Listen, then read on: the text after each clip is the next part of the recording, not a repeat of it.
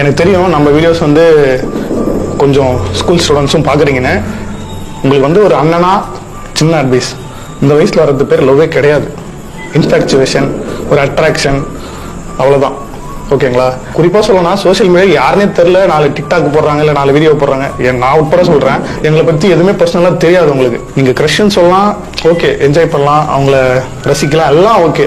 But சில பேர் அந்த லிமிட்டை தாண்டி போகிறாங்க ஒரு கற்பனை உலகத்தில். ரியாலிட்டிக்கு வாங்க, அது வந்து நடக்காத ஒரு விஷயம். அண்ட் அதையும் தாண்டி அதை நிறைய பேர் மிஸ்யூஸும் பண்றாங்க. நீங்க இந்த மாதிரி வந்து வெளிப்படையாக உங்க அன்பை தெரிவிக்கிறீங்க, ஆப்போசிட்ல இருக்க பர்சன் அதை எப்படி யூஸ் பண்ணணும்னு உங்களுக்கு தெரியாது. நிறைய பேர் வந்து ஏன் இந்த பேய் கம்யூனிட்டிலே நான் சொல்றேன், கோஸ்ட் கம்யூனிட்டிலே சொல்றேன், சில பேர் பெண்களை தப்பா யூஸ் பண்றாங்க. நான் அதுக்குள்ளெல்லாம் போக விரும்பல. ஏன்னா நம்ம என்னதான் அதை சொன்னாலும் அது அவங்களுக்கா தோணாதான் அதை திருந்துவாங்க. ஸோ ஜஸ்ட் ஒரு அட்வைஸா சொல்றேன், சோஷியல் மீடியால சேஃபா இருந்துக்கோங்க. ஒரு பெரிய செலிபிரிட்டியா இருந்தாலும் சரி, இல்ல நார்மலான ஆளா இருந்தாலும் சரி, ஒருத்தர்கிட்ட க்ளோஸா நீங்க பேசுறதுக்கு முன்னாடி அவங்கள பத்தி ஃபுல்லா புரிஞ்சுக்கிட்டு தெரிஞ்சுக்கிட்டு அவங்க உண்மையாவே ஒரு நல்ல கேரக்டரா இருக்காங்கன்ற பட்சத்தில் நீங்க ஓப்பனா பேசுங்க, தைரியமா பேசுங்க. எல்லா பசங்களும் கெட்டவங்க சொல்ல வரல, எல்லா பொண்ணுங்களும் கெட்டவங்க சொல்ல வரல, எல்லாரும் நல்லவங்களும் சொல்ல வரல.